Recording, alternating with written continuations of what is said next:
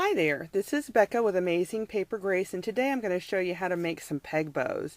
Now this is a holder that I made that is stable, that lets me make bows around these pegs. It has a place for my ribbon to stay, and then of course for the peg. So I'm going to show you a couple of different ways. I hand tie most of my ribbons or most of my bows, but there are occasions that call for a peg bow, especially where you need more control or you need an extra pair of hands because the pegs act like a hand. So I'm going to adjust my camera and we'll get started.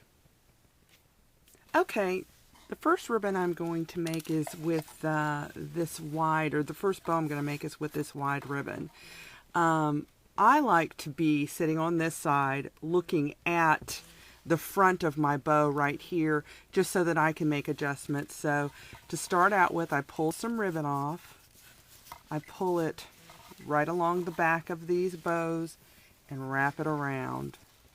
And then I intertwine them. One goes up and one comes down. And if you'll notice, this is so wide. I don't want the bridge of my ribbon to be that wide. So I will take, and I normally will fold that in half. Just like so. And then I'll flip it up. This is just like having an extra pair of hands. This helps you adjust it.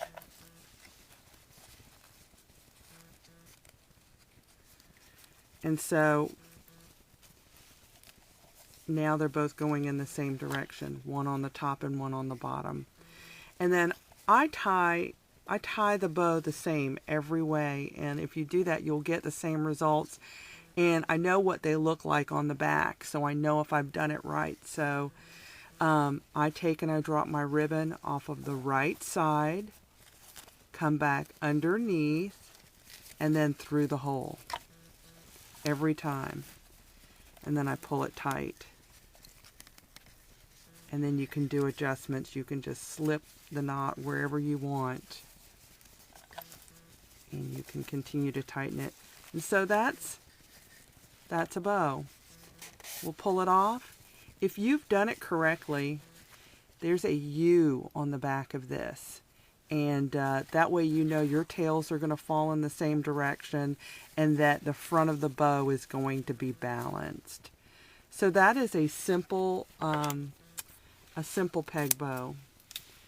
So now I have some one-sided ribbon. I would tie a peg bow whenever I have one-sided ribbon because it's hard to get the right side on the bridge. So to start out with, I come against the back of my pegs, I wrap around, and then I intertwine them with the right going up, the left coming down.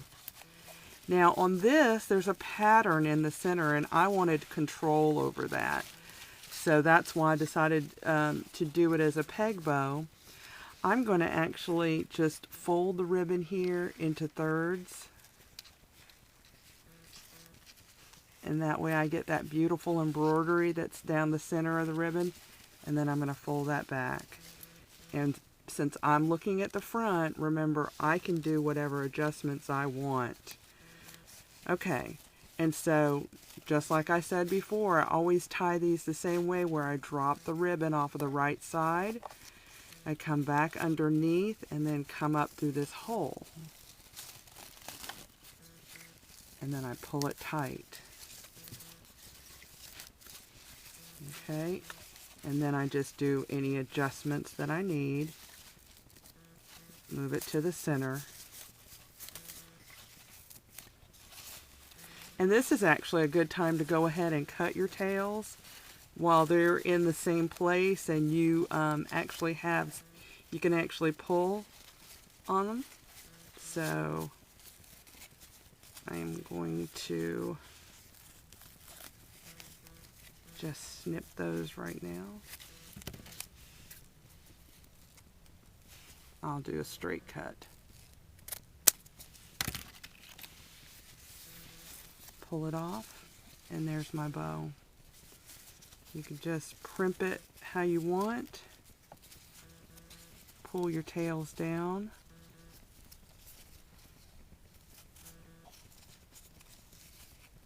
Oops, I want that side around. And if it gets loose, to tighten it, you pull both sides at once. If you pull one, it'll kind of pull your bow.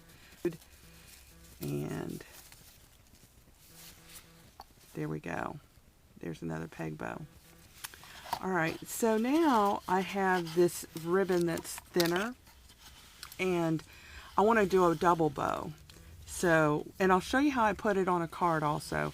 I'm going to come around just like I did before, but then I'm going to go one more time. And you'll see, let's see, you'll go ahead and you'll intertwine it. You'll see that you have 2 layers. So I'll bring that up over top. As I mentioned before, I always drop it off the right side, go down underneath, and then come back through.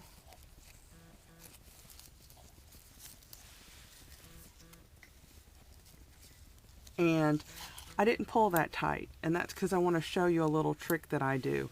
I'm going to go ahead and I'm going to snip this. As a matter of fact, I'm going to go ahead and get my ends ready on this. And it's just a very loosely tied bow right now.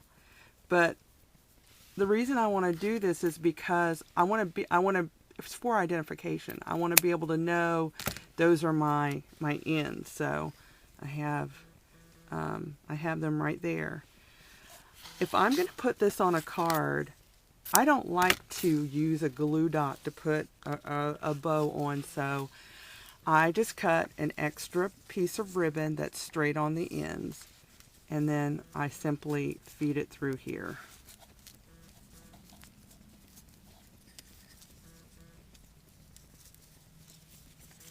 Whoops, now I'm sitting on the back side of this, so it makes it a little bit hard to see, but okay, I poked it through. So now that this is what I'm going to put on my card, now that it's through there, I can tighten this down and I can adjust it.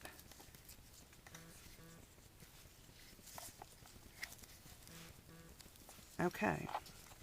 So since I cut my ends, I know that these are my tails, and I know that this is what's going to go around the card, and I can adjust it and retighten it as much as I want while it's on those pegs. And then I can take it off. And there's still that U in the back, so I know that I tied it right. And I have one that's already trimmed down, and I have a card front that I've already done. So I'm able to adjust this and take tape and put on either end.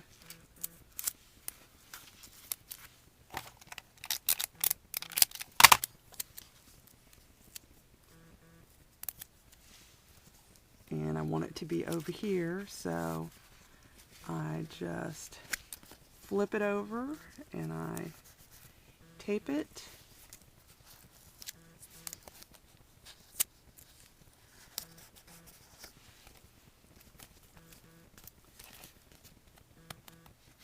And it's that easy to attach it to a card. And because it cinches it, a lot of time it cinches it where you have it attached. A lot of times people don't know that it's not a tied bow, but it is not going to fall off the card either. So and then I can just attach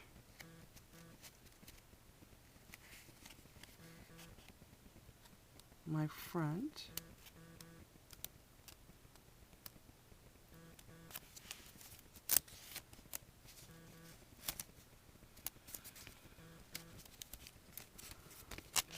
Like so. And so that's my finished card, and that bow will move up and down.